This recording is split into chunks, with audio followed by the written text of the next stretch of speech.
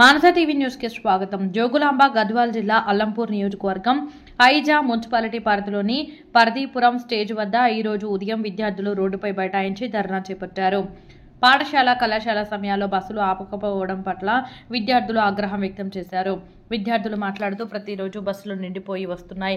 డ్రైవర్లు పర్దీపురం స్టేజీ వద్ద ఆపడం లేదు. దీనివల్ల పాఠశాలకు ఆలస్యంగా చేరుకోవాల్సి వస్తుంది అని ఆవేదన వ్యక్తం చేశారు.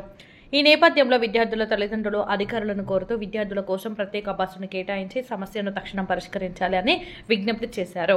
మానస టీవీ ప్రతినిధి గోపాల్. జోగులాంబ పోకూడదని, కానీ మేము బస్సులు ఆపడం లేదు కాబట్టి మేము లిఫ్ట్లకు పోతున్నాం.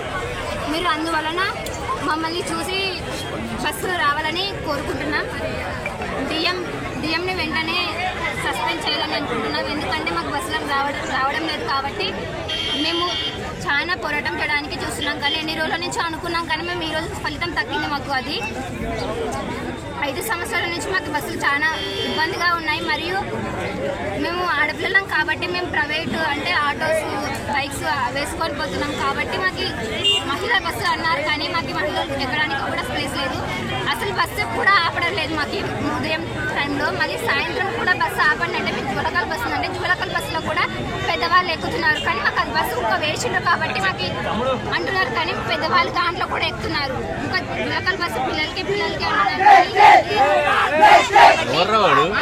మాకు సపరేట్ బస్సు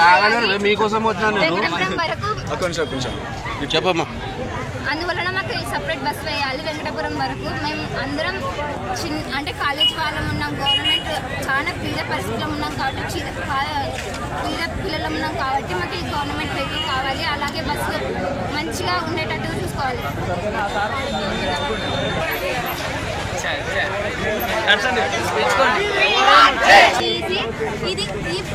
ఈ పోరాటం అనేది గత 5 సంవత్సరాలుగా జరుగుతుంది. అయినా ప్రభుత్వం ఇప్పటి వరకు ఏం స్పందించలేదు. ఒక్కసారి ఎస్పీ నరేష్ కుమార్ సార్ గారు రావడం జరిగింది. దాని కారణంగా మా కోసం ఆయన ఎంతో రిక్వెస్ట్ చేసి జిల్లకల్ బస్సు వేయించారు. అయినా దానిలో ఎక్కడ ఎంతో మంది పిల్లలు ఉండడం వల్ల అంతమంది పిల్లలు పట్టడం లేదు. శాంతినగర్ నుండి ఐజాక్ వెళ్ళి చదువుకోవడానికి 180 మంది పిల్లలు ఉన్నారు. వాళ్ళందరూ బస్సులో పట్టాలంటే ఇరుకుగా ఉంది. మరియు పైగా ఉద్యోగాలు చేసే వాళ్ళు ఎంతో మంది ఉన్నారు. వాళ్ళందరూ ఎక్కించుకోవాలి. డ్రైవర్లకు కూడా చాలా ఇబ్బంది అవుతుంది. కాబట్టి ఈ యుద్ధాన్ని మళ్ళీ మాకు ఒక కొత్త బస్సు వేసేంత వరకు ఆపడం లేదు. డిఎం గారు ఇన్నిసార్లు రిక్వెస్ట్ చేసినా కూడా మేము ఎన్నోసార్లు డిపో కాడ లెటర్ రాసిచ్చాము. అయినా కూడా దీనికి కూడా స్పందించలేదు. కావున ఈ బస్సు వేసేంత వరకు ఈ పోరాటం ఆగదు.